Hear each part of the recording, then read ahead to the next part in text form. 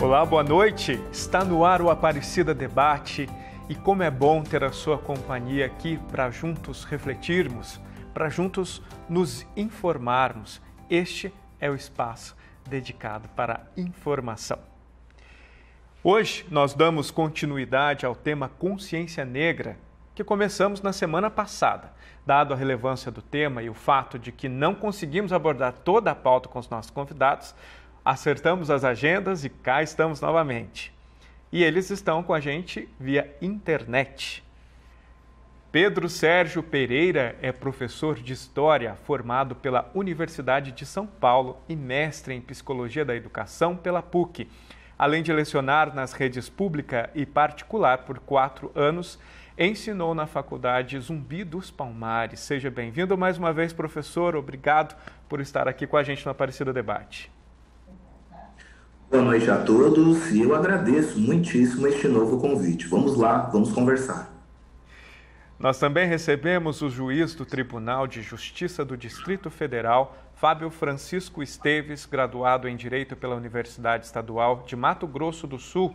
É especialista em Direito Público e mestre em Direito de Estado pela Universidade de Brasília. Boa noite, doutor Fábio. Obrigado por estar aqui com a gente de novo. Boa noite. Agradeço mais uma vez o convite para essa segunda rodada de conversas. Muito bom. Bom, dando continuidade, algumas perguntas a gente não conseguiu fazer no último programa e temos novas perguntas aqui também para a gente abordar, mas vamos lá. Zumbi foi o líder do Quilombo dos Palmares, que ficava entre os estados de Alagoas e Pernambuco. Foi morto por bandeirantes em 1695 e é considerado símbolo da luta pela liberdade e valorização do povo negro.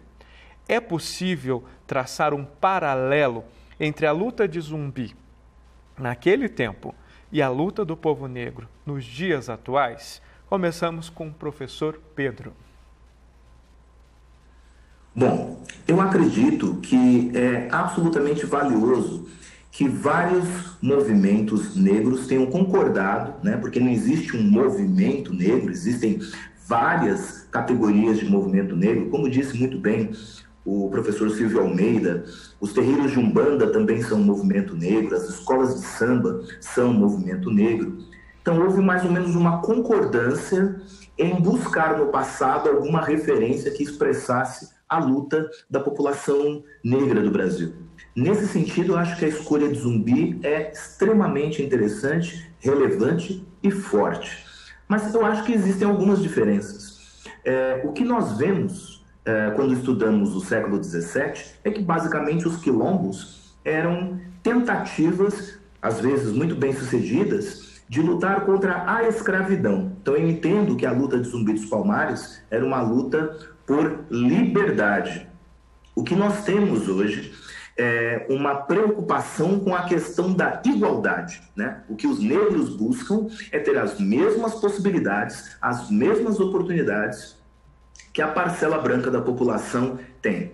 Mas insisto, a escolha de Zumbi dos Palmares é uma escolha muito interessante. E também vejo muito preocupado como há uma reação hoje em dia, né, determinados segmentos conservadores da sociedade que estão tentando desqualificar a imagem de Zumbi dos Palmares. É muito curioso porque se a gente olhar os grandes feitos históricos, os personagens que se transformaram em símbolos, as datas que viraram feriado, a gente costuma dizer na área de história que isso foi estabelecido de cima para baixo. Foram grupos da elite que criaram determinadas identidades com relação ao passado e basicamente todo mundo era obrigado a comemorar aquilo que a elite julgava conveniente. E no caso do Zumbi, não. A gente vai dizer na área de história que foi um fenômeno de baixo para cima. Foram os setores populares que se identificaram com este personagem e conseguiram conquistar a ideia de que ele deve ser reverenciado, que ele mereça ser lembrado, e a data de sua morte acabou se transformando nessa data tão importante que é o Dia da Consciência Negra. Doutor Fábio. Eu concordo plenamente. A luta de Zumbi, ela é uma luta que se enquadra dentro daquelas demandas que nós tínhamos ao seu tempo, a demanda por liberdade, assim como também havia essa demanda por liberdade no período pré-revolucionário que a gente conhece via história geral como sendo as revoluções burguesas, as revoluções francesa, inglesa e até mesmo americana.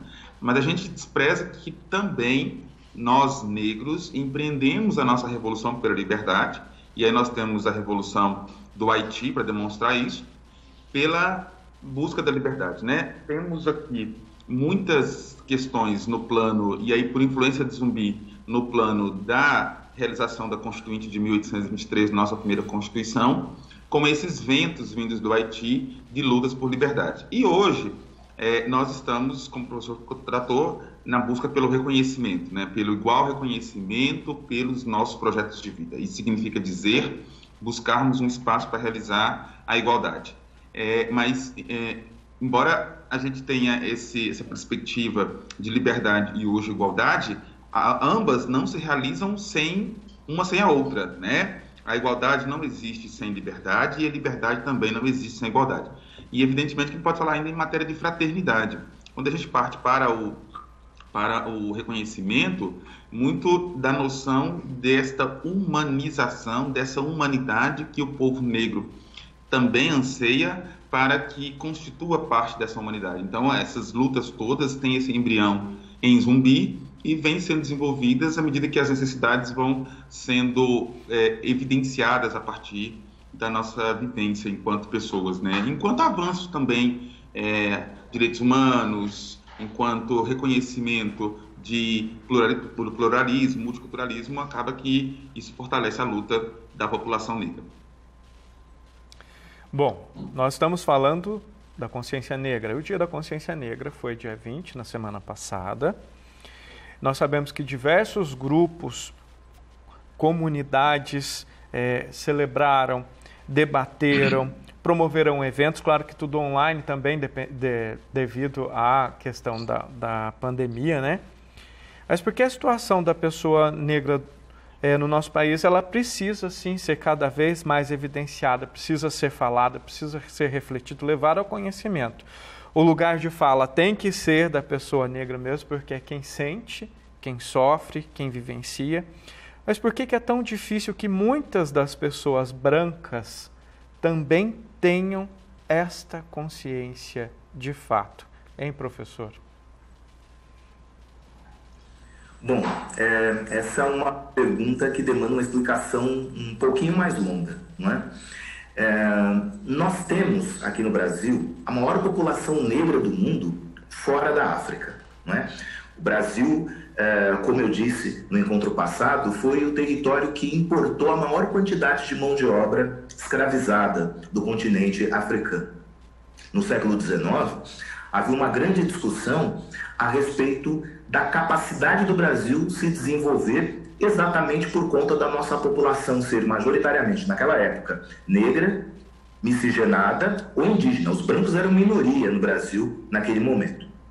Então, iniciou-se uma discussão muito importante, existem vários documentos sobre isso, existe um livro clássico, né, um livro que já tem aí os seus mais de 30 anos de idade, Onda Negra, Negro Branco, quando, no Congresso, né, na época, Assembleia Geral do Rio de Janeiro, se discutia a necessidade de trazer o trabalhador imigrante, porque você precisava clarear a população do Brasil. A nossa perspectiva de desenvolvimento civilizatório passava por esse processo de branqueamento. Então, era muito importante para essa parcela branca da população olhar para si mesma como não racista, né? Isso é uma coisa muito importante. Ela precisava entender, acreditar que não havia racismo em nosso país. Então é muito complicado discutir racismo no Brasil, exatamente porque uma parcela grande da população entende que racismo se dá quando você age de maneira agressiva em relação a uma pessoa negra, ou porque você nega o trabalho para ela, ou porque você a ofende e assim por diante. Então, se eu tenho uma configuração onde os negros usam os cargos subalternos, isso não configuraria racismo exatamente, porque se fosse racismo, nem esse emprego subalterno os negros acabariam tendo. Nesse sentido, quando nós vamos discutir racismo, é preciso estabelecer que ele estabelece relações de poder e essas relações de poder estão na mão da população branca. Portanto, quando a gente fala em lugar, quando a gente fala em lugar de fala, não, quando a gente debate o lugar de fala, a gente está dizendo a população negra é quem sofre as consequências deste racismo.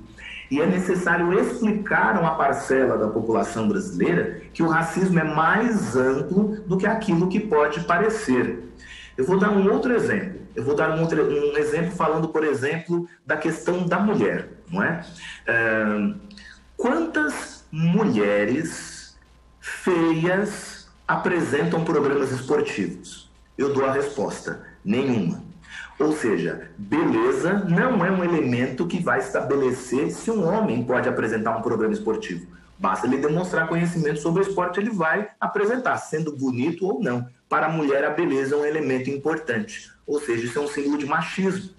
Mas as pessoas que estão no ambiente não se dão conta disso. Nem mesmo as mulheres, muitas dessas mulheres que são apresentadoras não percebem que é um universo machista.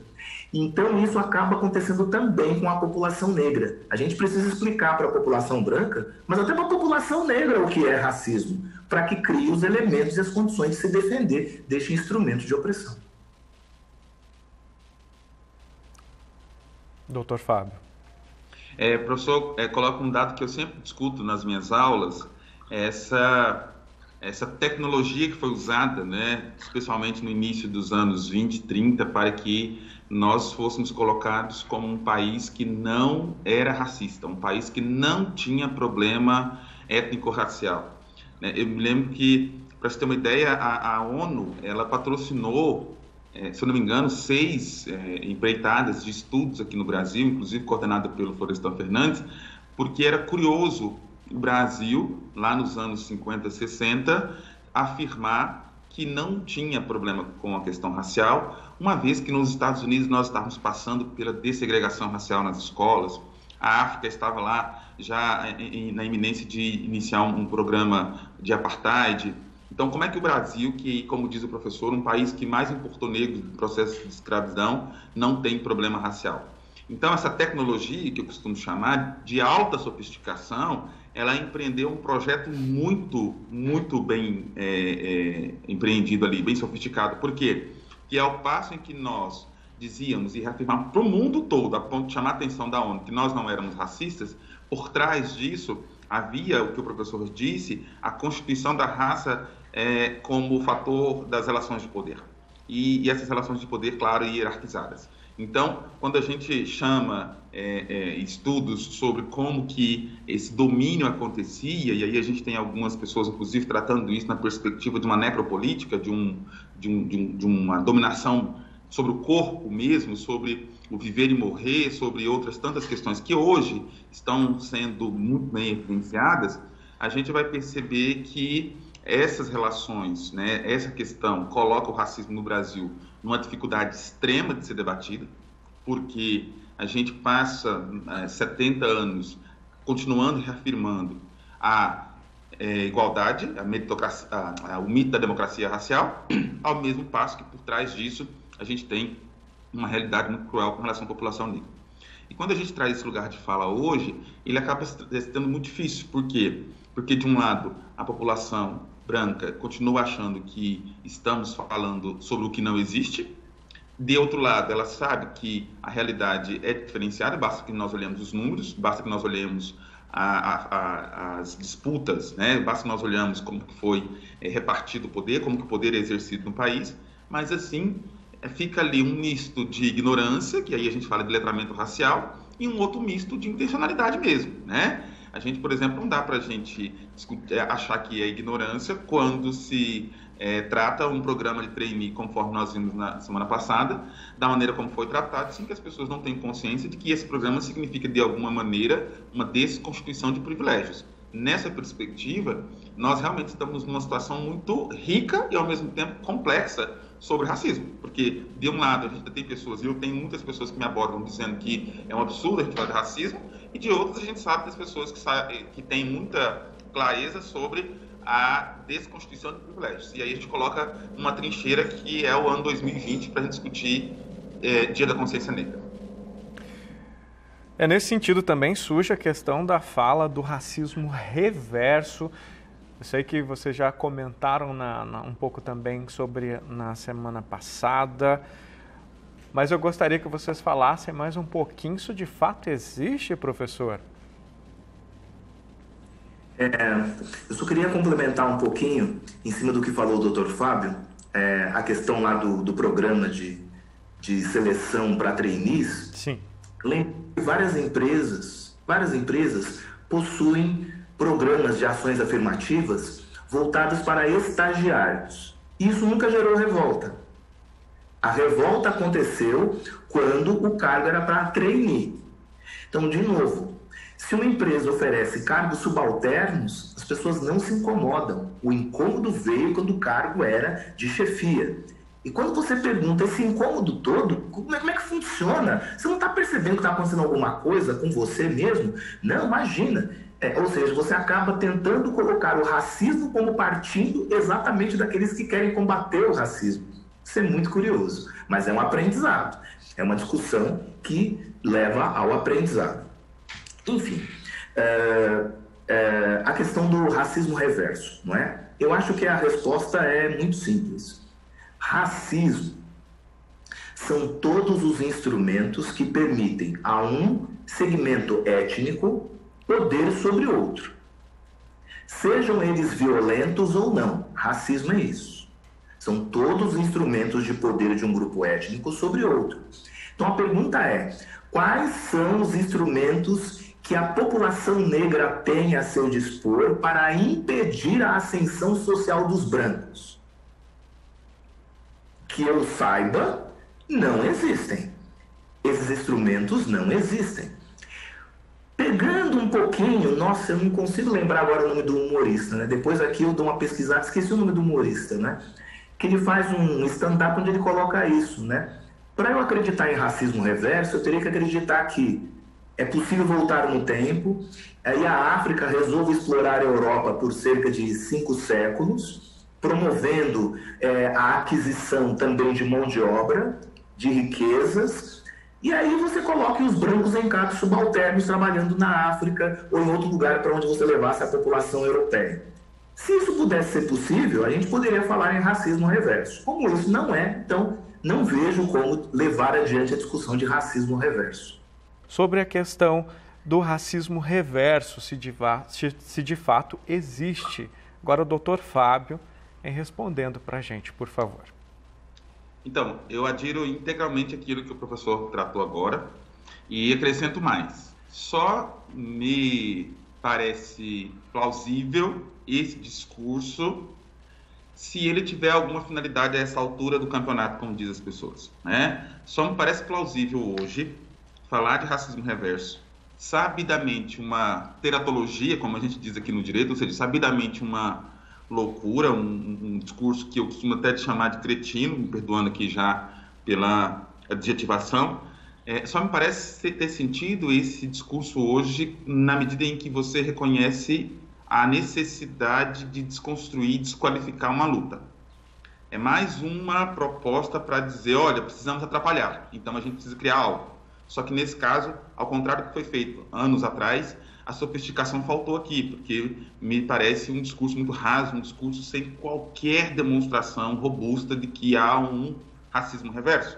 Conforme o professor falou, precisamos de fato de todo este processo ter ocorrido, especialmente o reconhecimento na atualidade de que as pessoas negras, a população negra brasileira, ela tem o exercício, ela exerce poder sobre a população branca. E o que nós não vemos isso de maneira nenhuma, né? Pelo contrário, hoje a gente vê aí todo o comando político, todas as relações sociais hierarquizadas, baseadas na raça, em desfavor da população negra.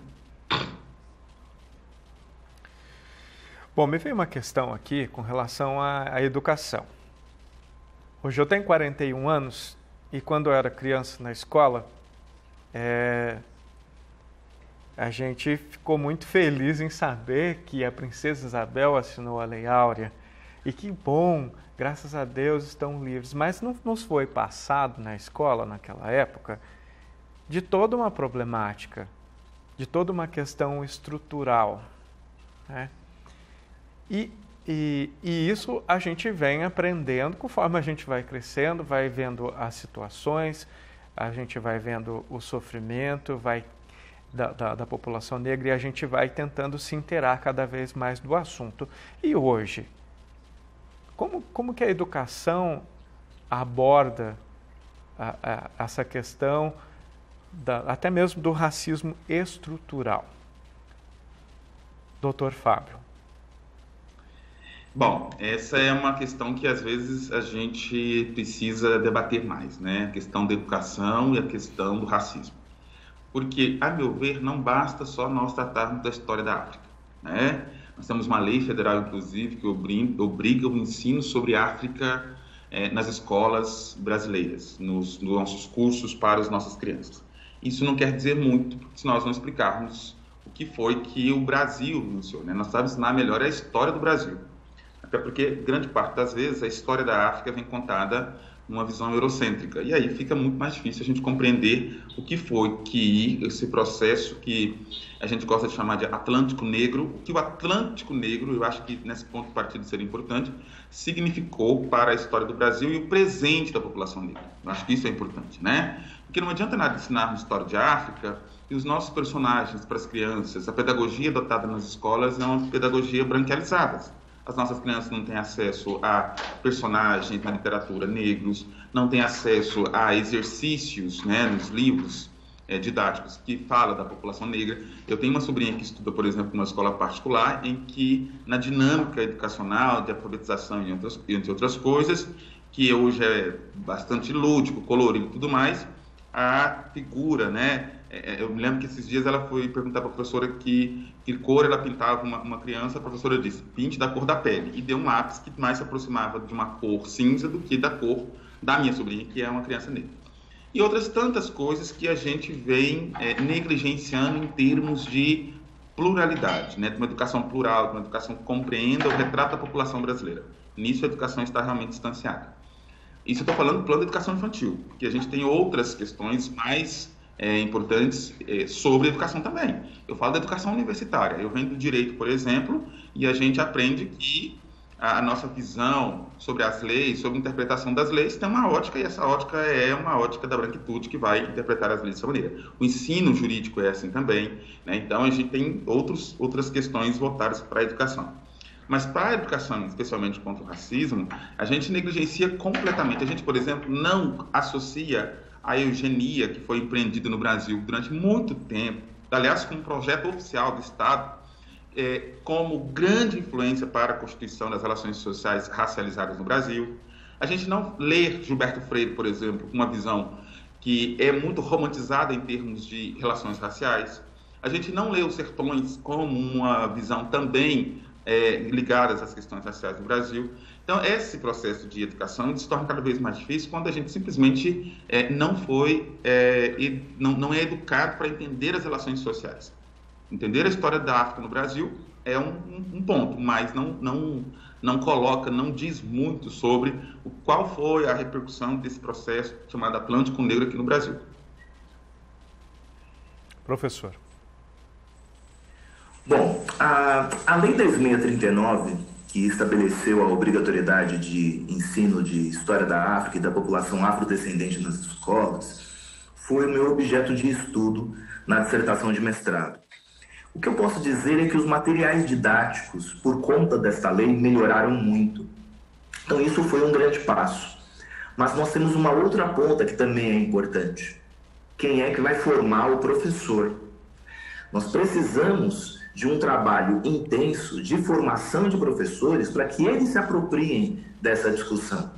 O que a gente pode dizer é que boa parte dos profissionais que atua na área de educação não passou por essa discussão. Eles carregam a mesma discussão que você teve na escola, Ronaldo.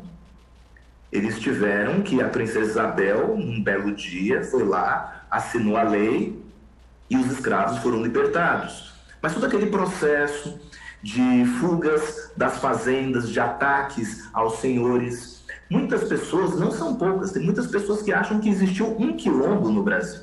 É preciso você explicar que não, existiram centenas de quilombos ao longo do período, tanto colonial quanto do Brasil Império, até que a escravidão fosse extinta definitivamente. E tem um dado também que é muito interessante, e nem todos os professores dominam isso. Quando a princesa Isabel assinou a Lei Áurea, ela libertou menos de 10% dos negros brasileiros. A maioria dos negros já tinha conquistado liberdade por conta de pressão sobre os senhores ou simplesmente porque você já tinha um processo intenso de trazer os imigrantes, então gradualmente a escravização foi se tornando desinteressante. Ou seja, a discussão sobre o fim da escravização, como o professor lembrou isso na semana passada, era muito mais uma questão de haverá indenização aos senhores de escravos ou não haverá. Mas o fim da escravidão já estava dado. Enfim, o que eu posso dizer é que na questão da educação é muito importante criarmos políticas para formar professores. Nós temos que entender que esse tipo de discussão perpassa todas as disciplinas. Eu não preciso da formação só para o professor de história. É importante que o professor de história saia da sala de aula e quando entre um professor de matemática, que o professor de matemática não desqualifique aquilo que foi colocado antes. O professor de matemática não pode chegar na sala de aula e dizer assim, mas vocês estão discutindo racismo? Isso nem existe no Brasil. Isso é para que ficar discutindo isso daí? Está faltando, então, formação para esse professor. Precisamos intensificar nas escolas grandes campanhas que reúnam a comunidade, que reúnam os pais, que reúnam as crianças, reúnam os professores, discutir a questão racial e dizer que de novo, essa é uma discussão de quem está combatendo o racismo. Não é uma discussão de brancos contra negros ou vice-versa. É uma discussão de quem quer combater o racismo. Muito bem. Eu me recordo que um dia eu estava no supermercado e me deparei com uma situação que me deixou muito intrigado, né? Tinha um casal de jovens, adolescentes, negros, olhando nas prateleiras, e o segurança desse supermercado, também negro, parou na ponta do corredor onde esse casal estava e ficou ali olhando. Aí eu falei, bom, pode não ser o que eu estou pensando. Mas o casal foi para o outro corredor e o segurança também foi. Eu falei, puxa vida, então é o que eu estou pensando. Como não dizer que o racismo existe? O racismo existe, né? E ali a gente viu que o segurança, eu imagino que obrigado, por conta da empresa que ele trabalhava, tinha que estar ali vigiando, mas estavam vigiando porque era um casal de pessoas negras. Como alguém pode afirmar no nosso país que o racismo não existe? Hein, doutor Fábio? Eu penso que essa afirmação ela só tem uma finalidade. Ela tem uma finalidade que é muito intencional. Eu às vezes sou muito paciente com as pessoas, discuto bastante sobre racismo, tento fazer o letramento racial, mas hoje com a quantidade de informação que nós temos à nossa disposição, não dá para as pessoas não enxergarem em volta de si, né? A professora Djamila, ela fala, olha, uma primeira atitude antirracismo é enxergar o racismo. E não dá mais, eu penso especialmente de onde sempre vem o discurso de que o racismo não existe, para as pessoas não olharem em volta, não ver cor. Não dá para a gente achar que é natural que na empresa onde eu trabalho, os postos de chefia são ocupados por pessoas brancas e os postos terceirizados são ocupados por pessoas negras. Não dá para a gente achar que no prédio onde eu moro só tem pessoas brancas, enquanto que as pessoas que prestam serviços domésticos ou então babás, etc., são feitas por pessoas negras. A ignorância quanto a esta realidade, ela é muito difícil de compreender como sendo algo que as pessoas não se dão conta de que há um processo racializado aí, né? Não tem como a gente não colocar isso. Seria a mesma coisa de afirmar, por exemplo, que nós não temos um processo machista, patriarcal, que ainda estrutura as relações entre homens e mulheres. A pessoa que negar isso hoje, para mim, ela tem uma dificuldade muito grande de compreensão da realidade onde ela vive. Então, não tenho condição, né, de admitir que as pessoas possam negar o racismo de uma maneira natural, de uma maneira, de fato, por questões de ausência de conhecimento, né? Hoje outro dia a gente viu, né, quando aconteceu o episódio com George Floyd, eu me lembro que o ator Will Smith dizendo: o racismo sempre existiu, ocorre que agora ele é filmado. E esse tanto de filme que é produzido a todos os dias não pode permitir que façamos afirmações no sentido que o racismo não existe, né? E as pessoas hoje começam a ter dificuldade, inclusive, para negar um racismo que não é só esse voltado para as violências verbais e físicas, não. É para as violências institucionais e estruturais. Não tem como. Hoje a gente fala assim, poxa, é uma opção dos negros estarem ausentes desses espaços, né? Então, eu tenho muita dificuldade, né, em acreditar que as pessoas fazem, sem intenção, as negações sobre a existência de racismo. Para mim, hoje é algo que vem sempre acompanhado ali de finalidades que a gente sabe quais são e que precisa continuar cada vez mais com essa luta. Porque é muito engraçado, a gente percebe muito bem, eu percebo muito bem essa falta de naturalidade, digamos assim, quando as pessoas vêm com o discurso de que o racismo não existe, mas ao mesmo tempo fechadas para poder discutir a questão no sentido de que, olha, tá bom, já que você está dizendo que não tem, vou te mostrar que ele existe. Não, elas vêm dizendo que o racismo não existe e vêm dizendo o seguinte: olha, não vamos discutir isso porque ele pode aparecer. Então, olha só, então isso me parece muita falta de naturalidade, né? Isso parece muito mais um projeto de desqualificação de lutas, desqualificação de transformação. Professor? Bom, eu agora estou com 51 anos. Dos 14 anos em diante, eu fui parado pela polícia 37 vezes. Eu contei. A pé, de automóvel, afim. Chegava um momento, né?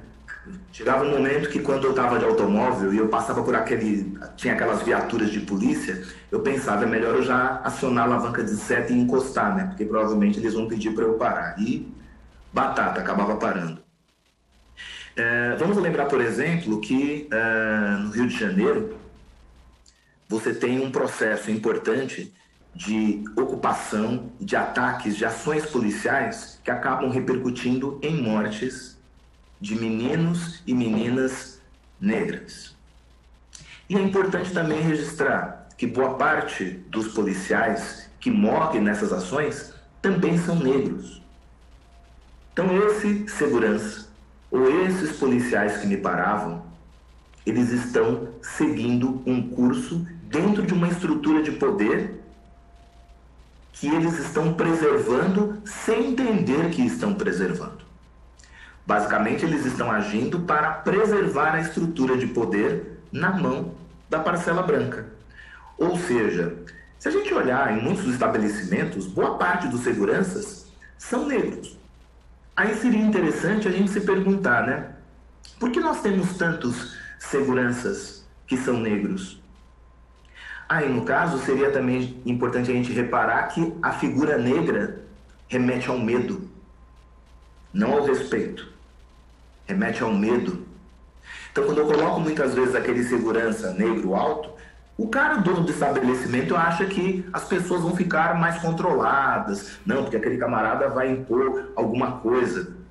Não faz o menor sentido, mas é assim que as pessoas pensam. É assim que as pessoas raciocinam. E quando você tenta demonstrar o contrário, você provoca o choque. Na cidade de São Paulo existe um shopping center de alto padrão, que comentar o nome, e um grupo de militantes de movimento negro resolveu fazer uma ação, né? Eles se reuniram e resolveram entrar ao mesmo tempo no shopping. Todos eles entraram ao mesmo tempo no shopping. Na hora que eles entraram, os seguranças, de maneira muito rápida, se mobilizaram para tentar saber o que estava acontecendo. Qual foi a primeira ideia que veio à cabeça das pessoas que trabalham naquele shopping? Assalto, arrastão, alguma coisa estava acontecendo. E aí eles começaram a conversar com os seguranças, conversar com os lojistas, falando que estavam tentando discutir o racismo. E para isso eles avisaram um jornal. Então um jornalista foi até lá para fazer a cobertura do evento, né, para poder fazer uma reportagem depois, e ele entrevistou uma senhora. E a senhora, que frequentava o shopping center de alto padrão, achou um absurdo aquela ação para denunciar o racismo. E qual era a explicação dela? Imagina, onde já se viu esse negócio que tem racismo aqui? Olha quantos seguranças negros nós temos. Ou seja, de novo, é um processo educativo. Nem mesmo ela consegue enxergar onde está o racismo, mesmo quando está muito próximo dela. E vou citar aqui, vou encerrar essa parte rapidamente, um amigo meu, ele era professor dentro da academia de polícia, né? Ele era oficial da polícia militar e dava aula na formação de soldados. E ele um dia sugeriu que os seus alunos que pretendiam ser soldados, que eles visitassem um shopping center, e este amigo meu, professor oficial da polícia, disse: eu quero que vocês digam, que vocês anotem quantos negros vocês encontraram dentro do shopping center e que função que eles estavam exercendo. Ele queria exatamente fazer esse convite, que os alunos percebessem que havia poucos negros e quando havia eram encargos subalternos. Aí depois, oficiais acima dele o advertiram, dizendo que ele estava tentando criar uma coisa na cabeça dos soldados que não existe. Então, esse tipo de discussão é difícil e a luta muito complexa. Hoje a modernidade, a tecnologia, a internet, elas são grandes ferramentas que auxiliam muito na construção. Inclusive hoje, a gente está promovendo o nosso programa, tendo vocês, via internet, então a gente sabe da relevância desta ferramenta, mas ela pode ser uma ferramenta muitas vezes destruidora também. Meses atrás, a gente se deparou com uma situação, né?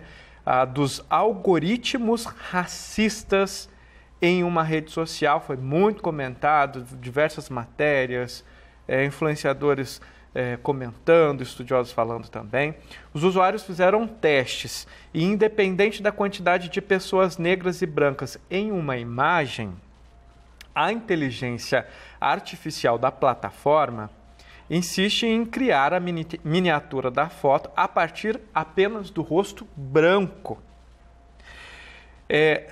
Nos testes, a pessoa branca diante da câmera com inteligência artificial fazia movimentos e a câmera acompanhava. Quando era a pessoa negra, a câmera não acompanhava. Quer dizer, então, que um rosto negro é um não rosto diante da inteligência artificial. Tecnologia é evolução, mas o que falar desta situação, professor? Bom, eu costumo fazer um exercício com os meus alunos. Eu faço um convite, né, para quem estiver assistindo ao programa para fazer o mesmo exercício. Experimente pegar agora o seu dispositivo eletrônico, né, pode ser o celular, vá lá no buscador de imagens e coloque, por exemplo, homem, e veja as imagens que aparecem. Mulher, criança, casal. Normalmente a resposta do buscador de imagem são pessoas brancas. Certa vez eu fiz isso numa sala de aula e um aluno ficou, digamos assim, contrariado. Ele imaginou, não, o professor está fazendo isso, mas não deve ser assim. Eu comecei com a palavra bebê, né, e mostrei para eles que basicamente os bebês que apareciam eram bebês brancos. Se você quisesse que aparecesse um bebê negro, você tinha que escrever bebê negro, aí aparecia. Só bebê, um monte de criança branca. Aí o garoto começou a fazer uma coisa interessante, ele começou a procurar a mesma coisa em várias línguas. Ele foi procurando em várias línguas diferentes. Línguas africanas, línguas asiáticas, e sempre o resultado eram crianças brancas. Porque assim, gente, a inteligência artificial, mas a construção é feita por seres humanos. Quem abastece os dados para que aquela inteligência funcione é um ser humano. E nesse sentido, se você acaba concentrando, que essa é uma das explicações, né, as grandes empresas de comunicação, de tecnologia, boa parte delas são norte-americanas. E aí, no final das contas, você acaba usando esse referencial hegemônico branco para alimentar tudo aquilo que o resto do mundo vai acabar procurando. Eu vou usar um outro exemplo, né? Coisa que provavelmente a maioria das pessoas nunca reparou. É um exercício interessante. Um dos eventos mais conhecidos do mundo, mais assistidos, é a Copa do Mundo, né? A Copa do Mundo é muito assistida. Quantas pessoas param para pensar que quando uma seleção entra em campo tem o nome do jogador na camiseta, não é? Para identificar. Quantas pessoas param para pensar que o nome do jogador está escrito num alfabeto que é do mundo ocidental. O jogador pode ser da China, o nome dele vai estar escrito no alfabeto ocidental. O jogador é russo, o nome dele está escrito no alfabeto ocidental. Isso também é uma representação de poder. É uma representação de poder de um grupo sobre o resto do planeta. Ah, mas se escrever em chinês, ninguém vai conseguir ler. Ninguém quem? É como aquela história do lápis cor de pele, né? Cor da pele de quem? São esses elementos que, aos poucos, mostram esse arcabouço de relação de poder de um grupo étnico sobre outro. E é por isso que a gente insiste em dizer que o racismo, basicamente, é um instrumento de poder dos brancos sobre os outros segmentos étnicos. Eventualmente, a gente pode pensar numa outra circunstância, sei lá na África você vai ter uma perseguição a um determinado grupo, mas isso é uma coisa local. Quando a gente pensa no racismo tradicional, hegemônico, pensando no planeta Terra, nós estamos pensando num racismo que é um instrumento de poder dos brancos. Então, fazendo uma ponte com o bloco anterior, que não tem o tal do racismo reverso. E só para fazer justiça, eu citei um humorista, eu corri atrás do nome dele, é Amer Rahman. Então, se alguém quiser procurar o vídeo dele lá para dar um pouquinho de risada e compreender um pouquinho sobre racismo reverso, dá uma olhada lá. Dr. Fábio. Essa questão dos algoritmos tem sido uma preocupação constante. Eu tenho me preocupado muito, participei de alguns seminários, e tenho levantado cada vez mais dados assustadores com relação aos algoritmos, né? Alguns, como foi essa questão da rede social, parece até inofensivo, né? Outro dia eu vi, acho que foi até retirado já, depois de muita polêmica, quando nós digitávamos tranças bonitas, a gente tinha lá imagens de mulheres louras com cabelos trançados. Quando digitávamos tranças feias, aparecia tranças de pessoas negras, né? Então, a gente começa a ver por aí. Mas o que mais me preocupa, nos Estados Unidos a gente teve agora um resultado, uma pesquisa, e na verdade foi uma constatação, de que em estados onde a fiança era fixada por sistemas informatizados, por algoritmos, as fianças que eram destinadas, fixadas para exigidas de pessoas negras, eram fianças que tinham um percentual muito maior, um valor muito maior do que as fianças fixadas por pessoas negras. A revelação desses dados causou uma grande polêmica, um grande choque no sistema de justiça norte-americano, que já é um sistema de justiça racializado, e aí começaram a rever essas questões de algoritmos lá nos Estados Unidos. E uma questão que veio aqui para o Brasil e aqui perto da gente é o caso que aconteceu há uns 2 meses atrás de um jovem músico do Rio que foi preso. Como é que foi a prisão desse jovem lá do Rio de Janeiro, que teria sido acusado, ele é de Niterói, foi preso preventivamente e teve a prisão relaxada porque o juiz se atentou para o processo que teria levado esse jovem a ter sido reconhecido como sendo o autor de um roubo à mão armada. O juiz, então, ele detectou no processo que houve um reconhecimento por fotografia. Aliás, o Supremo Tribunal Federal recentemente rechaçou a possibilidade de uma pessoa ser condenada a ser presa por mero reconhecimento de fotografia. E, curiosamente, lá no Rio de Janeiro, como é que foi feito esse processo de reconhecimento por fotografia? O juiz ficou curioso porque o jovem que teria sido preso não teria nem uma única vez ido a uma delegacia registrar uma ocorrência sequer como vítima. Então, era um jovem sem antecedentes criminais, sem qualquer passagem pela polícia, e um jovem que não teria ido na delegacia sequer para registrar uma ocorrência como vítima. E aí, então, a pergunta era, como é que essa pessoa foi reconhecida por fotografia? E aí a polícia informa que o jovem foi reconhecido por fotografia, que a fotografia teria sido apresentada no álbum de suspeitos. Um álbum de suspeito teria sido apresentado pela vítima e ali a vítima teria encontrado a fotografia do réu e reconhecido esse réu como sendo o sujeito que teria participado lá do roubo. E aí a gente pergunta, como é que a fotografia de alguém que nunca teve antecedentes criminais, que nunca foi na delegacia, foi para um álbum de suspeito? E aí foi descobrir, então, que há uma captura de imagens que são capturadas de forma pública, de circuitos abertos de TV, de segurança, etc. São capturadas várias imagens e essas imagens vão, então, constar no álbum de suspeito. Aí a pergunta é, mas qual é o critério que leva uma pessoa a constar de uma alvo suspeito se essa pessoa não tem absolutamente nenhum tipo de conduta que indique que ela tenha participação em algum histórico criminal? E a gente vai perceber, então, que a captura dessas imagens via tecnologia, via informática, etc., via algoritmos, ela captura imagens de pessoas negras. Pior que isso, associa diretamente isso a um banco de dados de pessoas suspeitas.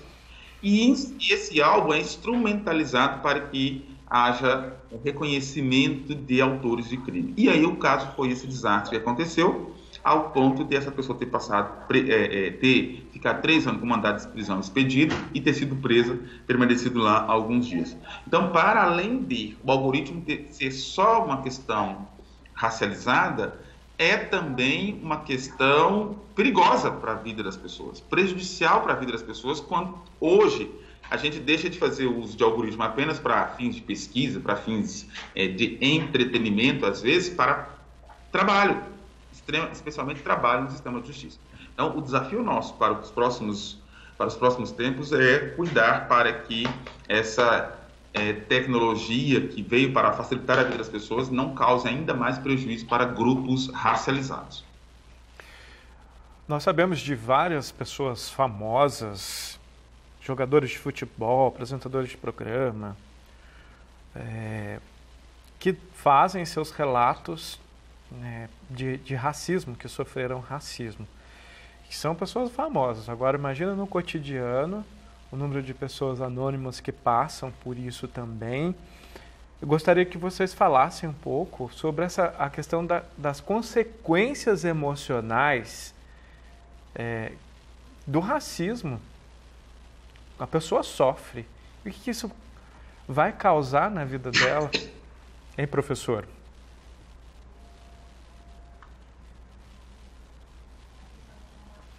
Eu estou sem o áudio do professor. Bom, sim. Agora voltou. Sim. Bom, eu costumo dizer que jogadores de futebol, quando vão atuar na Europa, vários deles descobrem que são negros, né?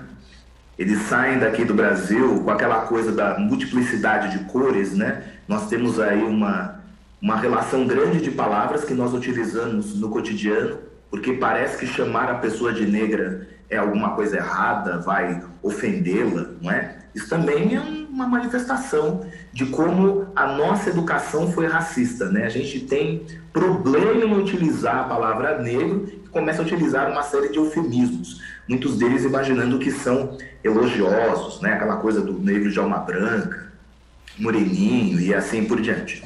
Aí o camarada sai daqui do Brasil, ele vai para a Europa e ele descobre que é negro. Ele descobre lá na Europa que ele vai sofrer uma série de manifestações de discriminação racial para a qual ele não estava preparado. Então, o que eu acho que é mais complicado é que muitas vezes as consequências psicológicas aparecem porque eventualmente a pessoa não foi preparada para aquilo, não é? Ela não foi orientada dentro de casa ou na escola de que aquilo poderia acontecer e como ela deveria reagir. Nesse sentido, eu estou lembrando daquele episódio de um motoboy, não é? Que entrou num condomínio de luxo, não é isso? E aí ele começou a discutir com o morador dizendo: você tem inveja de mim? Mostrou a pele dele. E o motoboy acabou reagindo de uma maneira altiva, não é? O motoboy reagiu com firmeza, acho que até colocando um pouco aquela pessoa no seu lugar. Mas aquilo, gente, vamos ser sinceros, aquilo é exceção. Eu posso dizer para vocês que na maioria dos casos, quando essas coisas acontecem, primeiro que na hora você não sabe como reagir, é como um assalto, né? É quando alguém te aponta uma arma, é quando alguém te aponta uma faca, você não sabe exatamente como reagir naquele momento. E o que vem depois é muita tristeza. Muita tristeza exatamente porque na hora que você vai tentar explicar para alguém e dizer, eu acho que foi racismo, as pessoas começam a inverter a questão da culpa. E neste ponto lembra muito a situação do estupro, né? Você tenta reverter a questão da culpa. Não, mas não fale isso, não deve ter sido isso, você deve estar pensando bobagem, não é? Eu acredito, então, que um dos trabalhos importantes que os movimentos negros fazem, e como disse o professor Silvio Almeida na Escola de Samba, no terreiro, não só na questão político-partidária, é resgatar o orgulho, resgatar a história, transformar tudo isso em um instrumento de luta poderoso. E os resultados nós estamos vendo hoje. Hoje nós estamos vendo, por exemplo, nas eleições municipais, não é? Quantas meninas negras colocaram suas candidaturas? Quantas mulheres negras colocaram suas candidaturas? Uma questão do empoderamento do povo da periferia, do povo negro e da mulher negra. Então é assim, existem muitos elementos negativos, mas eu estou conseguindo olhar o ponto positivo de tudo isso. Doutor Fábio.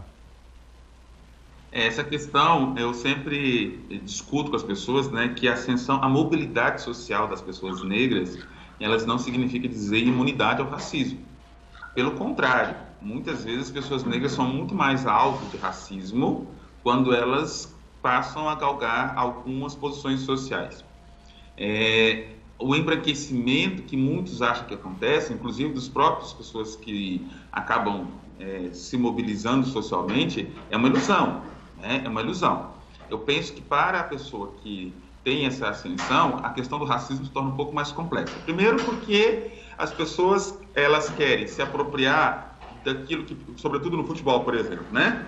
No futebol, nas artes, a pessoa negra, a ocupação dela por esse espaço, ela tem um significado diferente da pessoa branca, né? Então, enquanto a pessoa negra está nos fazendo rir, está nos fazendo divertir, está nos propiciando alguma coisa positiva, ok, a gente acha até legal. Então, o futebol é muito disso.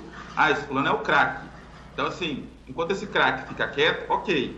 O Lewis Hamilton é um grande exemplo disso, né? Então, enquanto ele estava ali na Fórmula 1, uma pessoa que propiciava para a gente um espetáculo aos domingos e tudo mais. Quando o Lewis Hamilton, se bem que o Lewis Hamilton faz isso a vida inteira, mas quando o Lewis Hamilton engrossa o discurso, quando ele faz mais enfaticamente, surge até a possibilidade de ser punido pela Federação Internacional de Automobilismo, porque já viu que aquilo é uma questão política que não pode. Ou seja, é diferente então de ver o Lewis Hamilton ali como um negro me entregando entretenimento, me entregando uma mercadoria que faz com que eu me divirta, etc., daquele homem negro que está ali, enquanto o homem negro, ocupando aquele espaço, fazendo reivindicações. Isso aí já vai ser um aspecto muito negativo para esse homem negro.